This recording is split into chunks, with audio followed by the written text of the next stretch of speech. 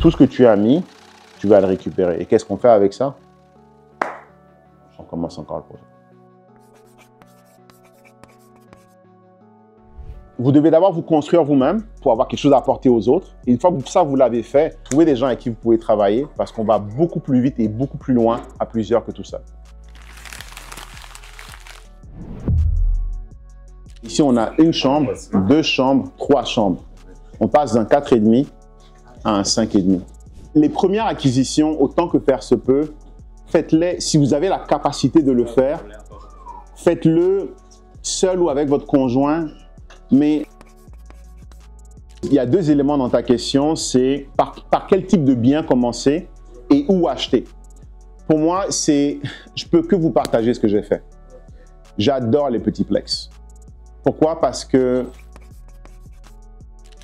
Quand c'est un travaux comme ça, est-ce que tu négocies avec la banque un petit frais pour le paiement de ton Non, tu supportes. Par contre, c'est là où ça peut être intéressant si vous achetez avec 20% de mise de fonds, c'est que quand tu fais un 20% de mise de fonds en fonction de la banque, tu peux payer seulement les intérêts et non le capital. J'ai un partenaire avec lequel j'ai une business aujourd'hui, c'est la même chose.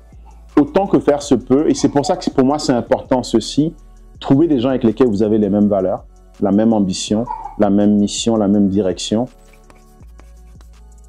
Mais deuxièmement, je pense que ton frère est suicidaire. C'est un suicide de faire ce qu'il a fait là. Tu partages jamais tes chiffres. Parce que culturellement, les gens, c'est pas normal de faire ça. Moi, je suis très confortable de le faire. Pourquoi? Parce que, déjà, quand je parle de chiffres, je peux vous montrer ce que c'est.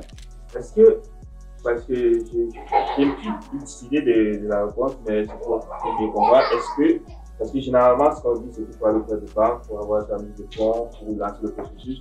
Mais si tu as la possibilité d'avoir de l'argent du cash, je prends un exemple. C'est facile en Afrique, c'est que tu as généralement un homme qui te dit bien, je vais aller donc j'ai tel projet, j'ai besoin de tel nombre de bon, je ne vais pas en dollars, de telle centaine de milliers de dollars, qui dit ok, je te fais confiance.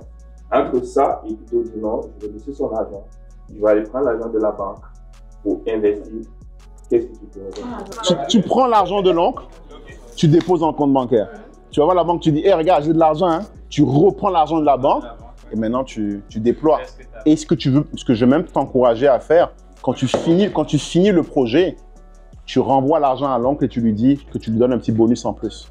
Il va te dire, non, envoie-moi juste le bonus, garde mon argent. Et il va te dire qu'il a 2-3 amis qui veulent faire la même chose. Là, en fait, est-ce qu'on est d'accord qu'ici, ce projet aurait été terminé beaucoup plus rapidement si Michael avait accès à l'argent de son oncle?